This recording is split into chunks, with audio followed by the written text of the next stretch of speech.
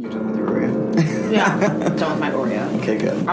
Do we really know what happened? The brother did. The brother, that's what I thought too. I mean, that seems like kind of obvious. Hey, do you want to talk about death? Yeah. I mean, Murdery thingy. I wanted you to start recording. Wait, just let me burp for just a second, because I just told you shouldn't. Ew. Most people don't like that. That's what I was just saying. I was saying, well, there's some people out there who are like super into it. True. ASMR type people. Like, wait, I have one. Hold on, wait. No. Opening a candy.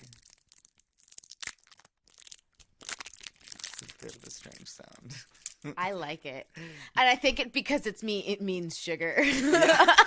Seriously.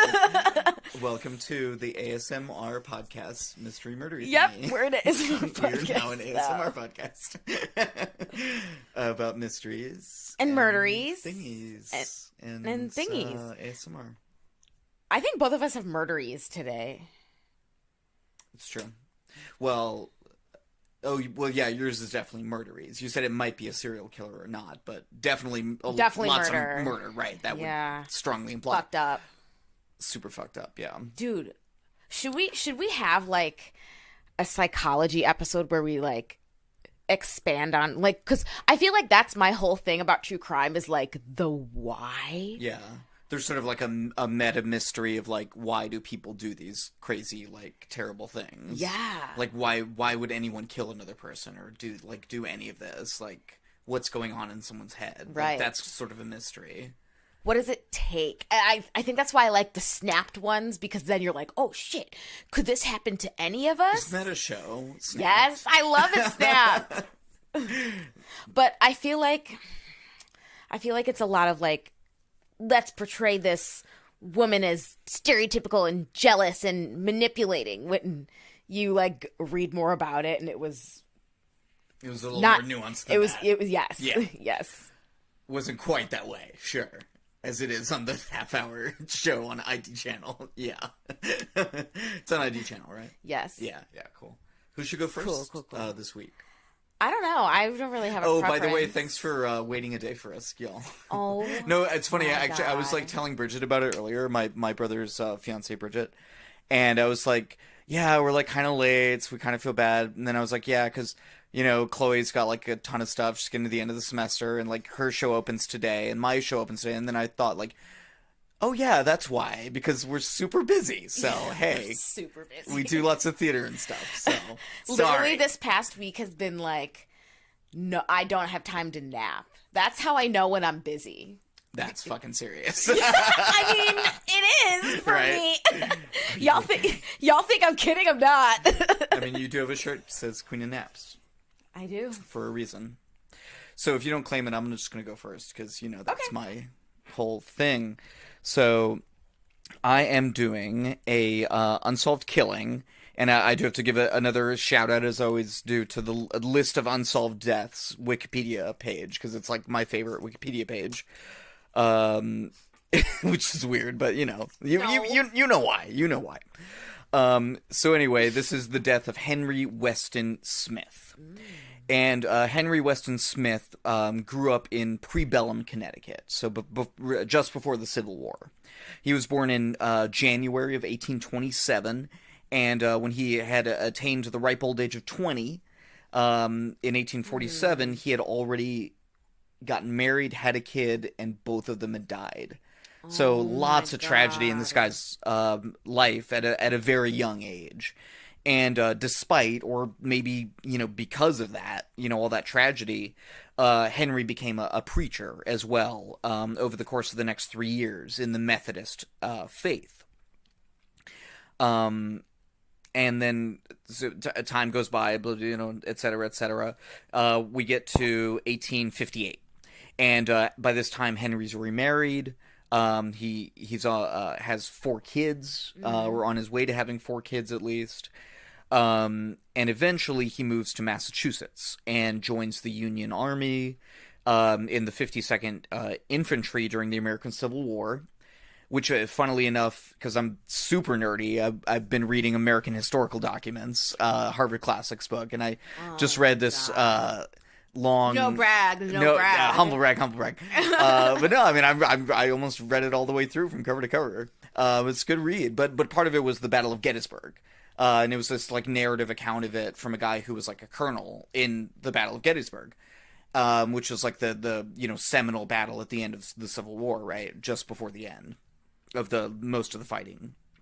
So anyway, I just thought that was kind of funny. I'm in this, like, Civil War mood, I guess. I'm not sure. But he makes it through, where obviously a lot of our countrymen and women died. And decides, he's sort of taken on these challenges, right? Gone through all this shit in his life. And he becomes a doctor.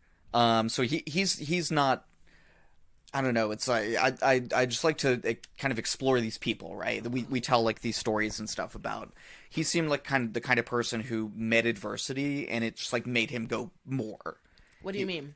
Like, what does that mean? Met adversity? Met adversity, like, his wife and child dying, being in the Civil War, like the Civil War itself, like his country's rending itself apart, right? But, he seemed to have just, like, taken on the next challenge, and this just made him, like, more want to take on the next challenge more. And, like, I guess for him, part of that was looking towards the West, right, which was kind of a thing at that time, right? And the West in this instance being South Dakota, where there was, like, this huge gold rush at that time in the Black Hills. And Henry decides to go out there and become the first preacher in the Black Hills, right? No one's ever done this. He's like, so I'm going to do it. It's not like anyone from the Methodist Church was like, hey, can you go, like, be the preacher for over there where, like, all these people are, when we've never been there. He's like, no, I'm going to do this. Take it upon myself. So, he walked there next to a wagon train from Cheyenne, Wyoming. Because that's what you do in those times. Exactly. Sign of the times. And very zeitgeisty for mid-19th century Western America.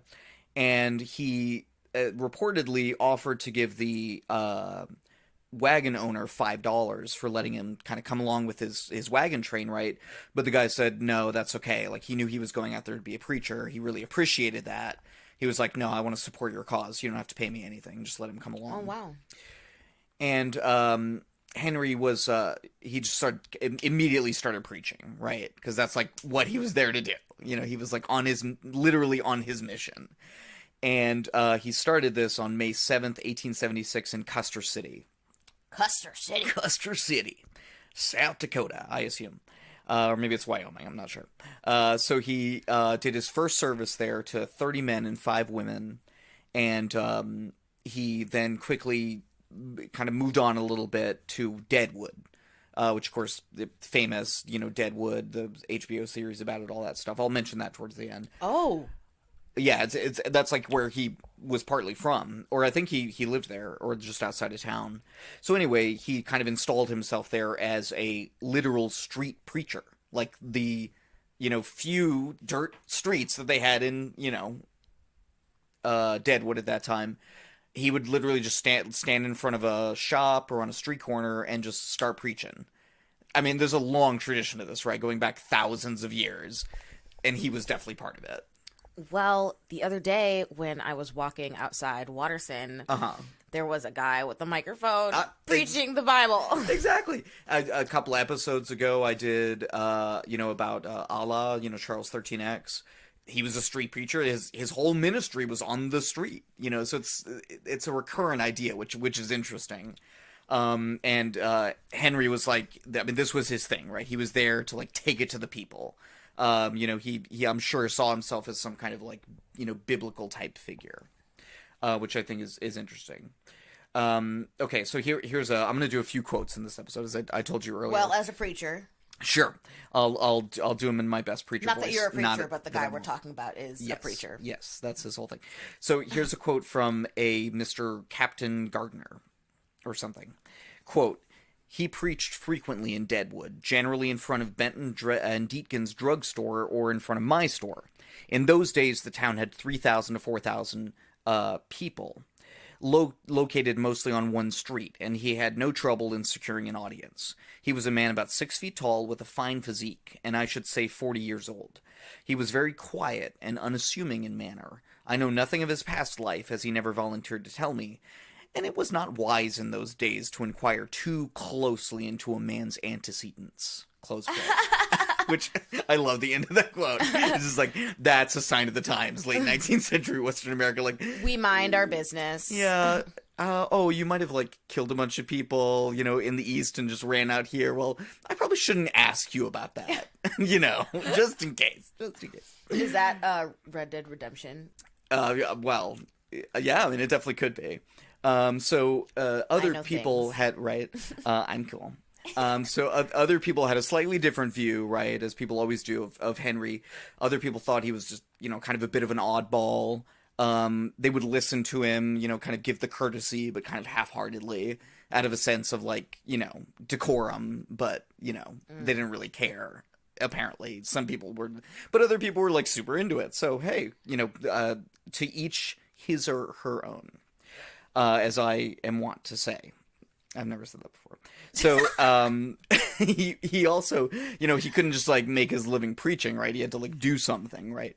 So he became a prospector, as one did in the Black Hills, right? At that time, like I said, it was a gold rush. That's why all the fucking people were there. And he took some odd jobs as well, just kind of handyman around town. So here's a quote from a local merchant named John McLintock. Quote, "In the years past, I have noted in the press many statements regarding incidents connected with the man known as Preacher Smith. Most of them are pure romance. How he used to go into the saloons and pray are pure fiction. I never saw him in a saloon, and I am sure he never was. He preached frequently in Deadwood, generally in front of Bent and Deatkin's drugstore, or in front of my store. In those days, this is the rest of it that I already read. So, this didn't go on, though, tragically, I mean, this is why I'm talking about him, right, for too long. He had his ministry there, he preached on the street, but it came to an untimely end in not too long of a time, unfortunately. So the morning of Sunday, August 20th, 1876. So August 20th, he really hasn't been there very long, not even a year. Henry nails a note to his door, prophetically stating, quote, "Gone to Crook City to preach, and if God is willing, we'll be back at 3:00, close quote. God is willing. If God is willing. It's sort of ominous, right? In hindsight. So when Henry didn't show back at 3:00, right, at the appointed time, his friends and, and people who knew him started to become worried. And even more so because they were very keenly aware of just how dangerous the highways were in this place at that time. And they were very dangerous. There were highwaymen, literal just robbers out there who would take your shit at the point of a gun because there's no law anywhere in sight for a long-ass time. Is it bad that I'm, like, the only thing I'm picturing is, like, Old West movies and shit? Right. And, yeah, I mean, that's what you have to think of. But, I mean, it's obviously a big difference between movies and, like, real How life. accurate is that? Right. Most cowboys were black. Right. A lot of cowboys, there were probably more cowboys in Wyoming than there ever were in Texas. So, that's how these things go, too. Hollywood. So, Henry's friends had told him about this, right? Like, hey, don't go out there. Like, you're gonna die. Like, take a gun. Like, take people with you. Like, come on, Henry. It's fucking dangerous. And what he said was, quote, "The Bible is my protection. It has never failed me yet." Close quote. Well, I mean, A plus for devotion and faith, but maybe you probably should have just brought someone with you with a gun. I mean, like, not every preacher was out there walking by themselves. You know? It's like, but I respect his. He didn't think anything would happen. He thought everyone was good. I guess. Unfortunately, not that way. So whomever it was that Henry met that day when he was walking from Deadwood to the other place, whatever it's called.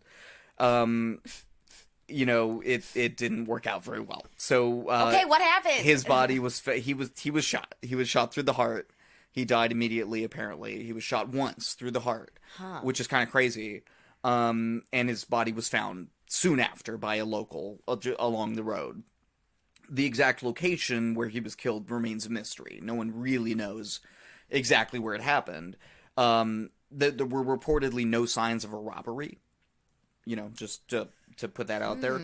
And here's kind of a little letter describing the situation written by Seth Bullock to one of Henry's friends from out east. Oh, okay. Quote, "It becomes my painful duty to inform you that Reverend H. Weston Smith was killed by Indians yesterday, Sunday, a short distance from this place.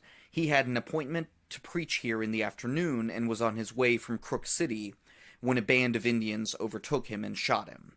His body was not mutilated in any way and was found in the road a short time after the hellish deed had been done. His death was instantaneous as he was shot through the heart. His funeral occurred today from his home in this town. Everything was done by kind hands that was possible under the circumstances, and a Christian burial given him. I was not personally acquainted with Mr. Smith, but knew him by reputation as an earnest worker in his master's vineyard. He has preached here on several occasions and was the only minister in the hills.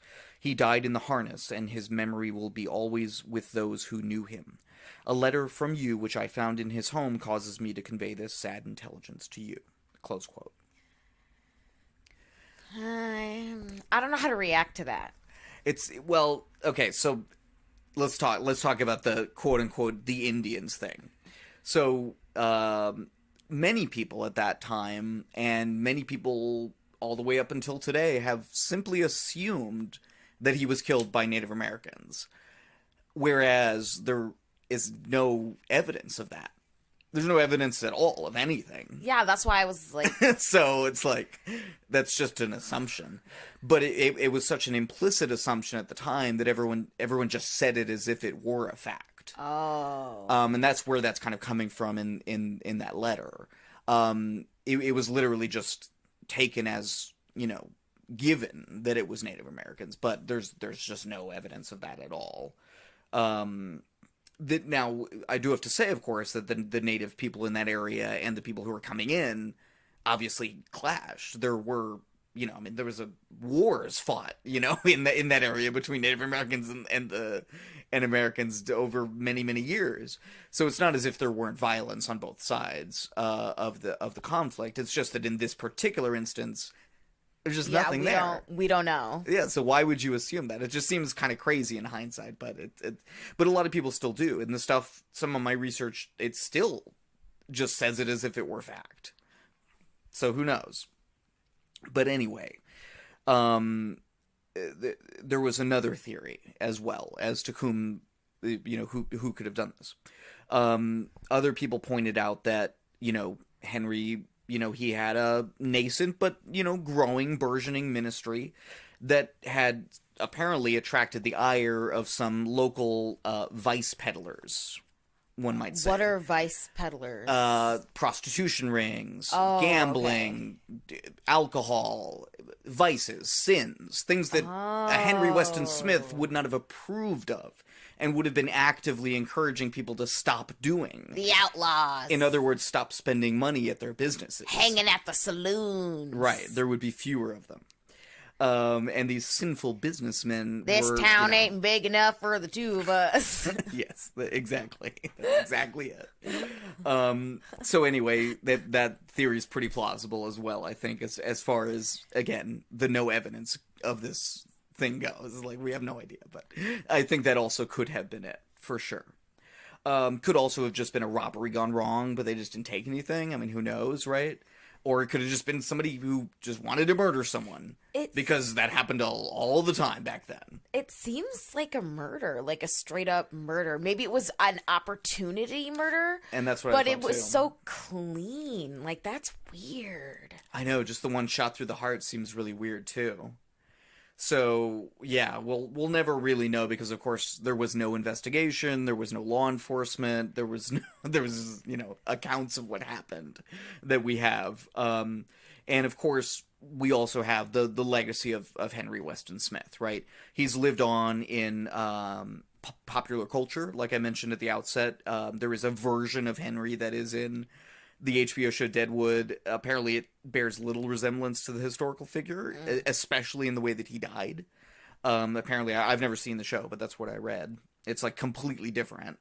And a monument was also placed along the highway approximately where Henry died, as well as a life-size statue of him that was placed by his grave.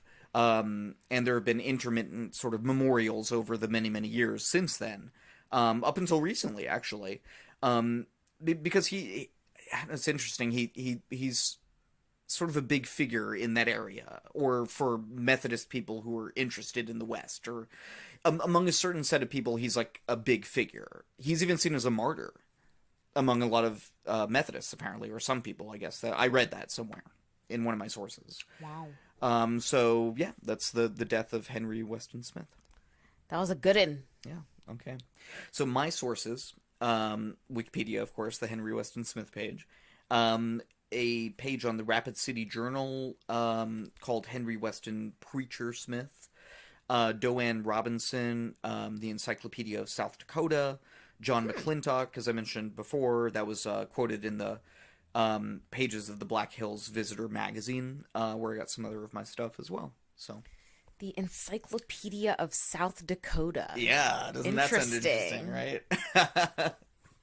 Well, I'm just like, what could be in there? I don't know. So much about so much that has to do with South Dakota. I know so little about South Dakota. Is it the one that has Mount Rushmore in it, or is that the other one? I'm pretty sure it's South Dakota. I sound pretty ignorant right now, don't I? I think it's South I Dakota. think it is, but maybe it's North Dakota. I shouldn't have to ask that question, right? Well, I don't know. Travel. I'm not sure. I've been a broke bitch my whole life. I don't travel. Okay. What's your story this week, Chloe? So... Hello, Mr. Mike. I just feel like... Okay. I have a serial killer, an unsolved serial killer mystery. But also the kind of question is also if these deaths are related in general. So let's talk about the Redhead Murders, aka or the Bible Belt Strangler. I kind of like that. Yeah, better. It's a catchier name. The Bible Belt Strangler. So these are obviously unsolved homicides of redheaded women between October 1978 and into presumably the early 90s. It's possible that it occurred up until 1994. So we don't know for sure if they're related, but all the cases are similar, and they do have like a classic serial killer MO, you know? So it is believed to have occurred in many states, Tennessee, Arkansas, Kentucky, Mississippi, Pennsylvania, and West Virginia. Many of the victims have never been identified, but their bodies were abandoned along the highway. That was the one consistent thing throughout. And we don't have a for sure number of victims, but it's believed to range from 6 to 11. So that kind of means like there are like some cases that pop up that may or may not be related to this string of things that's already happening. So from 6 to 11. And I talked about the 6 that were on the Wikipedia page. All right. So we're going to start with, by the way, many of them are Jane Does. So the first one is a Jane Doe. The Wetzel County, West Virginia, unidentified victim was found February 13th, 1983. So a pair of senior citizens spot what at first they thought was a mannequin. But as we all know, it's never a mannequin. It was the naked body of a white woman who was found alongside Route 250 near Littleton in Wetzel County, West Virginia. So there was there was snow on the ground, but there was just like frost on her body, so they think that she like hadn't been there for that long. Maybe had been placed there recently. So they also found tire tracks and footprints nearby, suggesting that maybe she was killed in another location and then like dumped there, which they kind of assumed that with a lot of the killings. So the cause of death is officially unknown, but it was most likely asphyxiation. And here's what she's still to this day a Jane Doe, but here's what we know about her. We know that she was she was between the ages 35 and 45. Her height was estimated at least 5'6", and her weight was 135 pounds. Her eyes were presumed to be brown, but post-mortem changes sometimes affect your eye color. So they kept that in mind. She had 2 scars, one typical of a C-section, which is found also on 2 other victims. And she had another scar on her index finger. And because her legs and her underarms were shaven, they think that she probably wasn't transient or something like that. They, yeah. So, and this like goes on throughout these like decades, just like this, how skeptic and it's hard to connect these. Some authorities are, pretty skeptical as to whether her murder was related to the others, but other investigators believe that she is connected. So it's kind of, you'll find different opinions everywhere. The next victim, Lisa Nichols. So she was found September 16th, 1984. She was 28 years old, and she was found strangled to death along Interstate 40 near West Memphis, Arkansas. She was only wearing a sweater, and that is a theme with a few of the other victims, too, that they were naked or wearing very little clothing. Her body was found near a truck stop, so it's presumed that she had been killed while hitchhiking. So she actually went unidentified for a little less than a year. So she was found in September of 1984, and then she was identified in July 1985 when she was ID'd through fingerprints. So it also took time to contact family members about her, like just in general about her death. Which suggests that she might have been estranged from them. And that's another common theme, that these women were estranged from their families. The next victim was found January 1st, 1985. This was a body of a woman found near Jellicoe, Tennessee, in Campbell County, down an embankment off the southbound side of Interstate 75. So I'm going to start off by saying that there were 2 Jane Does in Campbell County, and one was identified in September of 2018, and the other is still unidentified. So this is the first Campbell County victim, and she was identified as by fingerprint as Tina Marie McKinney Farmer from Indiana. She was bound and was in an advanced state of decomposition, but they still got enough DNA from her, and she was estimated to have been killed by strangulation and to have been dead about 72 hours. She was Caucasian, had shoulder-length curly red hair, just like a lot of the other victims had red hair. Her age was estimated to be between 17 and 25, but possibly as old as 30. So unlike the others, she was found clothed in a tan pullover and shirt and jeans. She had green eyes and freckles all over her body and various scars, including a burn mark on one arm. And she was 10 to 12 weeks pregnant. And like I said, she was identified in September 6, 2018. The Shelby County Sheriff's Office announced that it was, in fact, Tina Farmer. And she was 21 at the time of her death, and she was last seen in Indianapolis, Indiana, accompanied by a trucker, said to be headed to Kentucky. So she went pretty far. She went from Indiana. She was last seen in Indianapolis, and then she was found in Tennessee. She was reported missing by her family at the time, but authorities never entered her info into the national database, and that's one of the reasons it took so long to find her. Another one of the reasons is that in this just case in general, it's hard to maneuver and gather info, because it took place in, number one, it took place in the 80s. Two, it was when police didn't really talk to each other, communicate with each other if they were across state lines, stuff like that. The Campbell County, this is the second Jane Doe that was found in Campbell County. She was found 3 months later in April of 1985, and she was found just as skeletal remains. They were found 4 miles outside Jellicoe, Tennessee, near a strip mine. Her age was estimated between 9 and 15. So even though her age range is below the median for the other victims, the circumstances of her death make people believe that she's connected to it as well. She was presumed to have been dead between 1 and 5 years.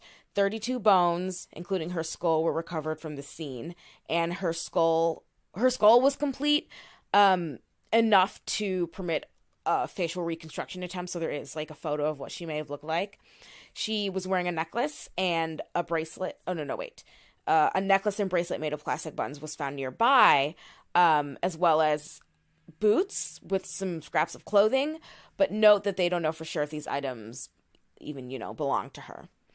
And her hair and eye color are unknown. So, we have another Jane Doe as well. March 31st, 1985, same year. She was also just a skeleton, or the skeletonized, so she still had hair to be identified as red. She had red hair. Was found in Tennessee in Pleasant View. So she was believed to have died 3 to 5 months before due to an unknown cause. Case is possibly linked to the Redhead Murders because her remains were found at the site of Interstate 24. So unlike some of the other victims, she was wearing clothing, a shirt, sweater, pants, underwear. She was white, between 5'2", and her weight could not be estimated, but she was believed to be between the ages of 31 and 40 at the time of her death. One of the most interesting cases is about S.B. Pilgrim, and she was recently identified as well. She was found in Knox County, Kentucky on April 1st, 1985, and she was found just a day after the Jane Doe in Pleasant View, Tennessee. So she was found stuffed inside a white refrigerator alongside Route 25 in Kentucky. So the fridge had a Superwoman decal on the door. She was found inside nude. She was petite and estimated between 24 to 35 years of age, wearing only mismatched socks and a pair of necklaces. She, too, also had a cesarean section, and she was pregnant when she was killed. So in the summer of 2017, the FBI found a match for the fingerprint that was found in the refrigerator. But the fingerprint, after they tested, they determined that it was unrelated, but it did spark new interest in the case, and then they sent out a press release. Mm-hmm. The release went out in July 2017. That following October, a woman from North Carolina called saying that she thought they had a sketch of her and stuff. The woman called in, and she gave the tip that the woman could be her mother, S.B. Regina Black Pilgrim, who disappeared when she was only 6 weeks old. So this is her mother that she's calling in about. So they got the DNA sample from the daughter, and it matched. Yeah. So we now know that this Jane Doe is S.B. Pilgrim, and she was last seen in the middle of the night at a truck stop in Kentucky seeking a ride to North Carolina. A witness remembers someone calling across the CB radio offering her a ride. Oh, that's creepy. Yes. The last victim, or not, we don't really know, but the last one I'm going to talk about, Elizabeth LaMotte. She was found April 14th, 1985. So a couple weeks later, the body of a young, she was a young white female found in Greenville, Tennessee. So she was determined to have been killed 3 to 6 weeks before by severe blunt force trauma, possibly a stab wound. Also, her body was in an advanced stage of decomposition, but police were able to get her fingerprints. They got her DNA info and dental info. So, like 2 other victims, she had approximately been 6 to 8 weeks pregnant shortly before she died, but she had miscarried before she died. Estimated to be between 14 and 20 years old, possibly as old as 25. So they grouped her into the Redhead Murders because of where she was found, and that she had blonde hair with red highlights. Authorities hoped that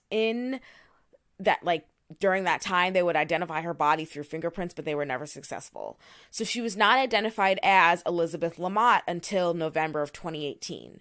So Elizabeth was last seen November 22nd, 1984 in Manchester, New Hampshire, where she left a place called the Youth Development Center on a furlough to Gill Stadium. So she wasn't officially reported missing until 2017, when New Hampshire officials got a tip about this person after a press conference. She was found she was found in some notes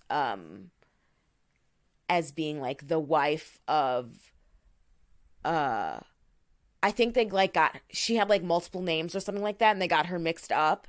And so she was the missing wife of this guy who came in to report her missing, but they didn't make the connection until later.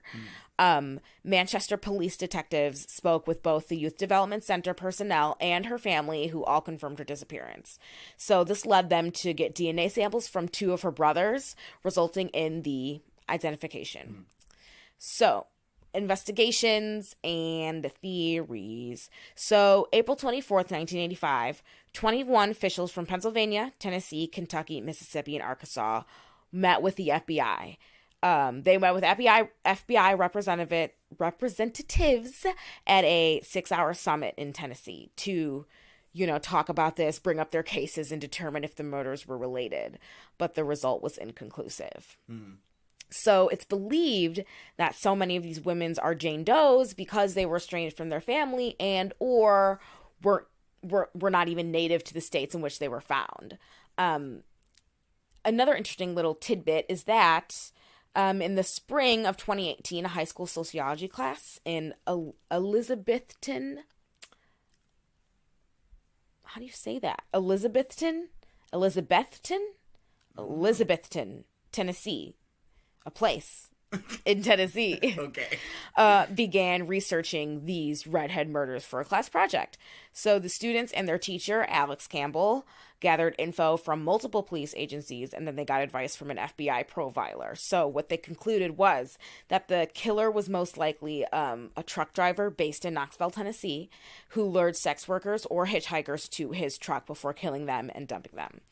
They made an 8-page profile with a ton of details, including that the killer might be a white male born between 1936 and 1962. So during that time, he would have been between the ages of 23 and 49 in 85. So that is the Redhead Murders, the Bible crazy. Belt Strangler. And it seems like there's more information still coming out about it. Yep. So, yeah. I mean, we talked about this before, the amazing thing that is DNA and how it's breakthroughs all over the place. Right. Yeah.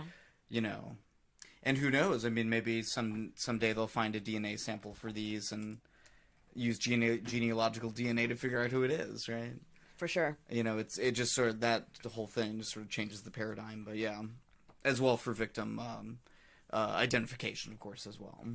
So my sources were Wikipedia, the Wikipedia page Redhead Murders, and a UPI article, United Press International article by Jesse Higgins, allthat'sinteresting.com article by Gabe Pauletti, Inside Hook article by Steve Huff, and a WMUR News article by Christine DeLong Wheeler. Cool. So you want to do some weird shit in the news? Weird shit in the news. Weird. You go first. Okay, mine's kind of funny. So mine is from the AP, oddly enough, page or whatever, and it's a squirrel initially scares, then snuggles with subway riders. What? Yeah, the story's kind of in the headline, right? But essentially this happened. It was in Boston, and it was a above-ground train, or the portion of it that was above ground. And the squirrel just came on to the train, right? And people were very startled, and some of them got up on their seats and everything. And then things kind of, settled down, and the squirrel just got into one passenger's arms and just, like, laid there and was just, like, snuggling. And then other people were, like, feeding it, which probably shouldn't do. Yeah. But, yeah, it was just kind of a funny little weird story. So look out for squirrels if you live in Boston, I guess, or anywhere else, because squirrels are everywhere. All right. So. Oh, was yours from Boston, too? Let me see. This is from Albuquerque, New Mexico. Oh.